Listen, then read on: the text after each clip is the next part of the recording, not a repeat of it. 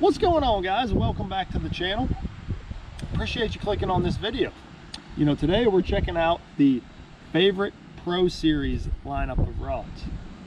But if you're new to my channel, do me a favor, hit that subscribe button. You know, I got lots of great content out there. Go back, check it all out. I got all kinds of bass fishing tips and tricks and challenges, videos, tournament recaps, tournament coverage, all that stuff's on my channel, and I plan to keep bringing it out. So hit that subscribe button so you don't miss out on anything new.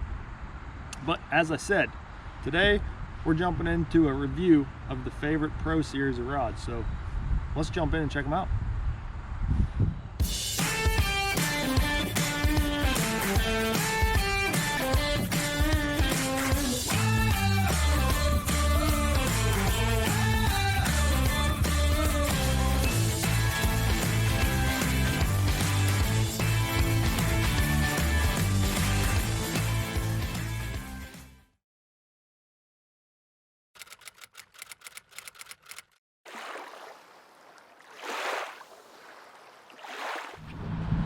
So the Pro Series has been out for a few months now, honestly. I think it launched in June or July to the public.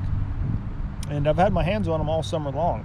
And I held off on making this video because I really wanted to use them, abuse them, and really learn what each rod is about. You know, every rod's a little bit different. And I wanted to learn what it's good at, what it's not good at. And that's what this video is all about. So let's be honest, if you clicked on this video, you're here to learn about the Pro Series lineup of rods from Favorite. And I wanted to know what I'm talking about. I wasn't going to feed you any BS, so here it is. Let's jump into it. I'm going to make this quick. I know you guys don't want to sit here and listen to me blab, so I'm going to make this quick. Run through each rod, what I use it for, what I recommend you use it for, and what I think it's the best at. So let's go. So we're going to start with the spinning rod. This is the only spinning rod in the lineup for the Pro Series. It's a 7'3" medium heavy, but it's a moderate action. So what the moderate action means is that the entire rod bends before you hit the backbone. So what I've found with the moderate action is this is perfect for your extreme finesse techniques. You know, like a Ned rig. That's actually what I have rigged up on here right now. A Ned rig usually has a real thin wire hook, so you want a moderate rod so you're not going to overpower it, straighten out that hook, flex that hook, and lose those fish. The same goes for a drop shot. You know, you're always using a real small number 2, number 1 hook, at least I am anyway, on my drop shots, and you don't want to have the wrong rod and straighten out that hook. So this rod right here with the moderate action has been primed for all your extreme finesse techniques, and it's so sensitive, so light, and so balanced that you don't even feel it in your hand. Now a sneaky little thing that I found out is perfect on this rod is your small treble hook baits, like a spy bait or a real small jerk bait, real small top water, or those real light shad wraps or flat-sided crankbaits.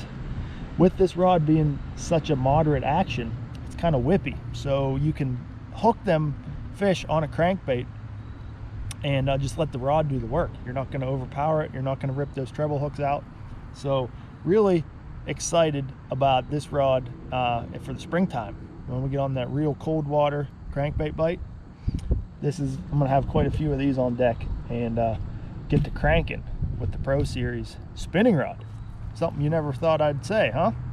So this right here is your finesse do-it-all, and your sneaky little treble hook baits you can throw on the 7'3" medium heavy Pro Series spinning rod. So let's jump into the casting rod. So in the casting, there's 4 models. There's a 6'8" medium, but I'm gonna be honest, I don't use any rods under 7 feet, so I don't have that one. So if you're looking for an opinion on that one, I'm sorry, I'm not your guy. What I do have here is the 7-foot medium heavy moderate. So this is a graphite rod, but this has quickly become my favorite square bill rod. Whenever you're throwing a shallow square bill style crankbait, I love a graphite rod. Dang train coming by making all this noise. So I like a graphite rod because you can really feel what's going on. You know when that bait's hitting rocks, hitting wood, hitting grass, you can feel the difference in all that. And that's what this rod does extremely well. You know, it's so sensitive, you can feel every little kick on that crankbait. Other than that, this is a great jerkbait rod, a great small topwater rod, small spinnerbait, small chatterbait, that kind of stuff. This is really a good all-around rod for your moving baits. I would recommend this rod to anybody just getting into fishing, bank fishing, pond fishing, or just looking for an all-around good moving bait rod. This is going to be it right here, your 7-foot medium heavy moderate casting rod in the Pro Series. So moving up the ladder, after the 7-foot medium heavy, we have the 7'3" heavy. And this right here, this is the frog rod that you're looking for. This is the best frog rod that Favorite makes. Hands down, no doubt about it. 7'3" heavy, so it's a pretty powerful rod. You know, that heavy action is no joke. You can yank them biggins out of the slop, out of the nastiness, wherever they're hiding, and you can give them the business with this rod. I like the 7'3" for a frog because it's a tip down technique.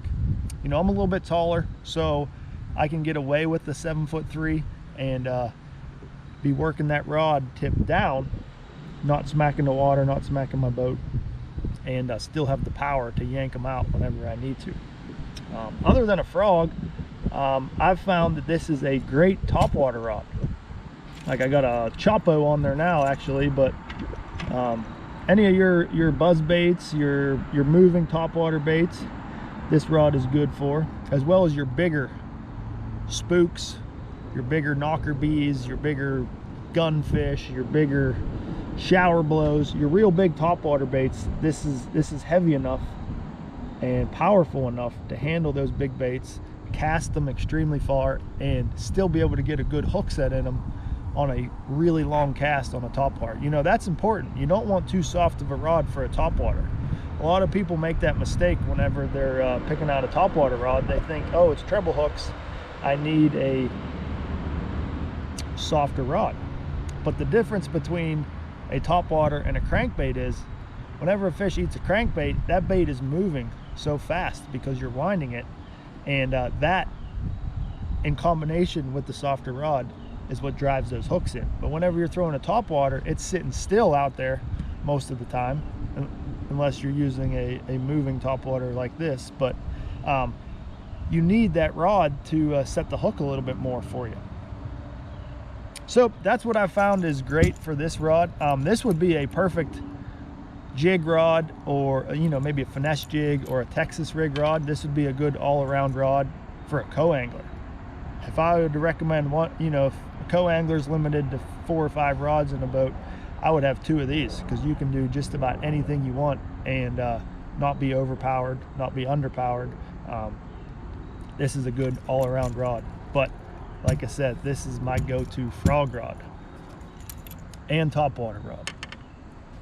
Lastly, we reached the king daddy of the Pro Series. That's this big dog right here. That's the 7.6 heavy. This is no joke. It's a 7.6 heavy, and it's heavy power-wise, and it is light in your hand. So this is the rod that I'm doing all my flipping and pitching, punching, all that heavy cover stuff. I've flipped anywhere from a 1/2 ounce all the way up to 1.5 ounces with this rod. Punched mats, punched grass, punched pads, flipped through all that stuff. And this rod right here handles it all. I've caught some really big fish on this rod this summer, and I never once felt underpowered. You know, that heavy action is no joke. So other than that, I could see this rod being a good A-rig rod, being a good big swim bait rod if you're looking for that, you know, big 6, 7, 8 inch swim bait. Anything where you need a big powerful rod. this Pro Series right here is going to do the job. But if you're looking to pitch a jig, a big jig, not no sissy jig, a big jig, 1/2 ounce, 3/4, 1 ounce jig, big Texas rigs, big flipping weights, punching through the grass, this is going to be your rod right here. So guys, that's it. That's all the Pro Series lineup right there. Hopefully I helped you out a little bit. It's hard to beat this series of rods for $150.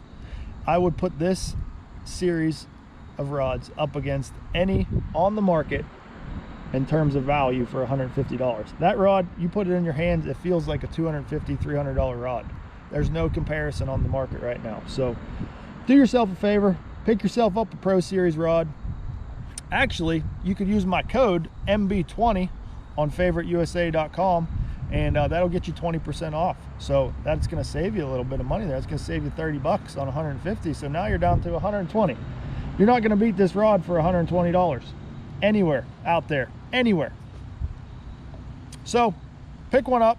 If you got any other questions, drop them in the comments below. I'll do my best to answer and recommend any rod that you may want. So thanks for watching, and we'll see you guys in the next video.